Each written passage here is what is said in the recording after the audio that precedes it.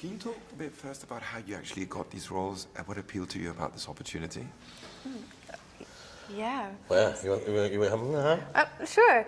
Oh, I went in for just a general meeting to meet with Fiona Weir, and she's just an amazing woman, and I found myself talking about kindness and empathy with her. That was like our whole conversation, and after about 5 minutes, she said, "Yeah, there's something that I'd like you to read for, but I need you to sign an NDA." And I was just like, what's happening right now?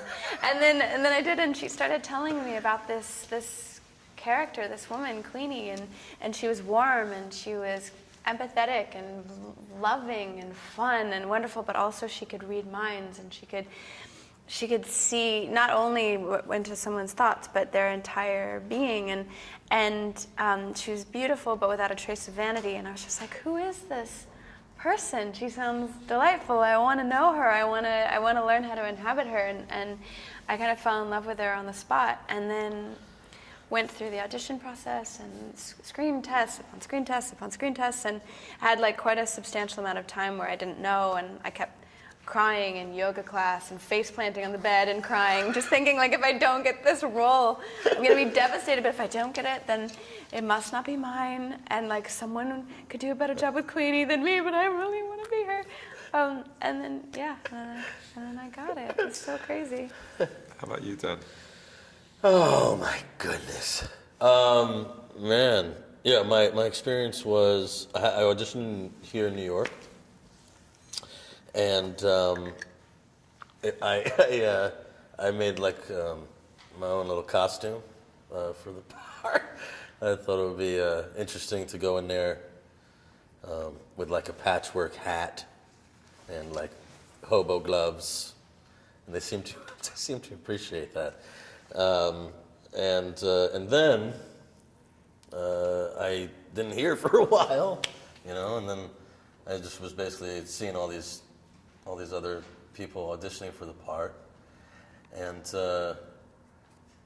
like the train always comes when you forget about it. As soon as I was just going about my life and with my kids and stuff and the wife, and then suddenly, hey man, you have a screen test.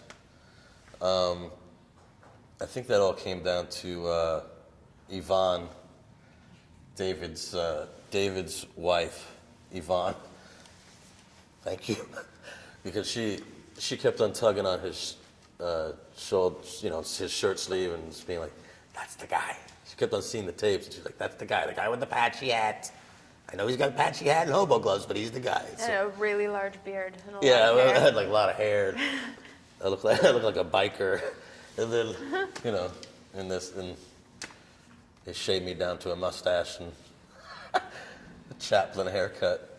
And you play a character who's the non-Manji or Muggle, as they used to call him in English, which was so funny, the interaction that he has with Newt and the two of you together. Can you talk about that relationship that you both have and the kind of quartet that the four of you form?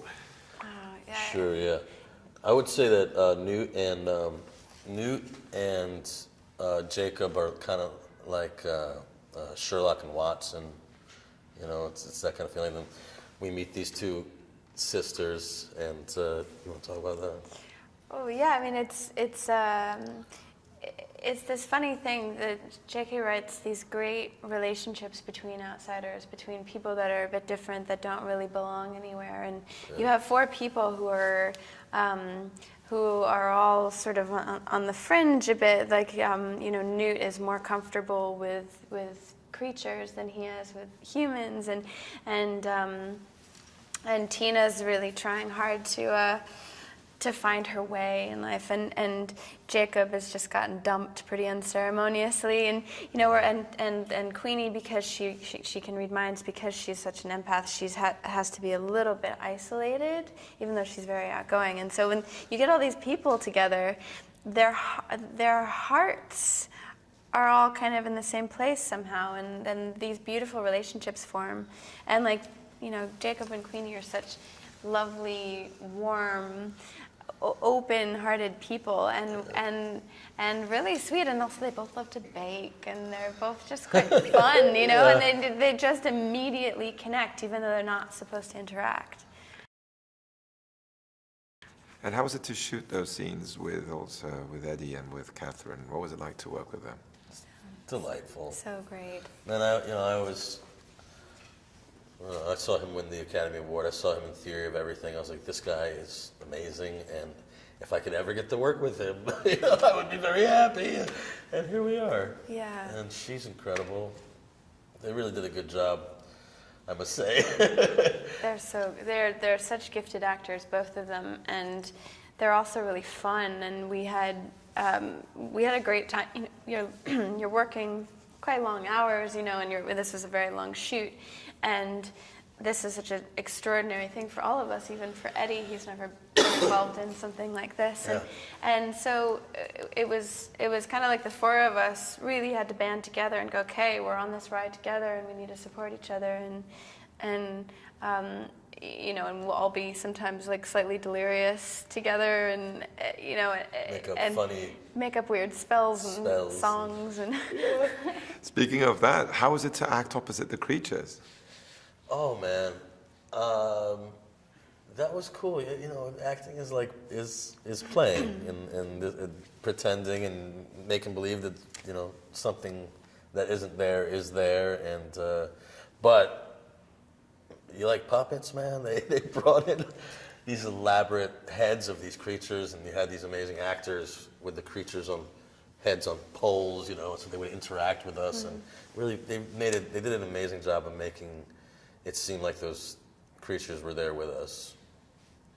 Yeah. And also, it must have been fun to jump into the New York of the 20s, right? Of course, it's such a magical time period, and there was this like a golden age that you know, it's so different from life today. And so when you're out there on the street and there's a Model T in a horse-drawn carriage going down the street, and everybody's dressed like impeccably, and you know, they have all the shops on the streets, and they're so beautifully dressed, and it looked like something out of a film. You got transported back in time, and I think it contributed to everything. It was very easy to get into the spirit of that era. And I felt that your characters were also important to bring humor into the story. Like, we can see your face, your expressions of bewilderment, like, what's going on here? And the relationship between. I thought that was important too, because like all of J.K.'s stories, there's light and there's darkness and there's humor. Absolutely. Yeah. I mean, she blends them all so deliciously, you know. It's like Shakespeare. Like, it reminds me of, you know, I played Bottom many times from Midsummer Night's Dream, and it's such a similar archetypical character, where he goes into the magical forest, he falls in love with Titania, you know, he gets transformed, he plays with the creatures, and he thinks it's a dream, you know. Midsummer Night's Dream, it's a big dream. And there's also magic to humor. I think, you know, in the darkest situation, if you can find something to laugh about, then there is light. It is illuminated, and I think it's really important to laugh, to stay connected to that. It immediately reconnects you to your joy, and it changes your perspective. And so to be able to play two characters that often bring that back into the forefront was really lovely. You know, it was it was fun. You know, it's fun to be sort of silly sometimes and allow that to happen. It was great. Hey, did you like that video? Well, I've got some movie trivia for you. Did you know that, like Facebook, Star Wars was originally prefixed by the definite article the? Much cleaner without it, don't you think? For this and more movie facts, click on more videos, or for more trailers, click on the playlist.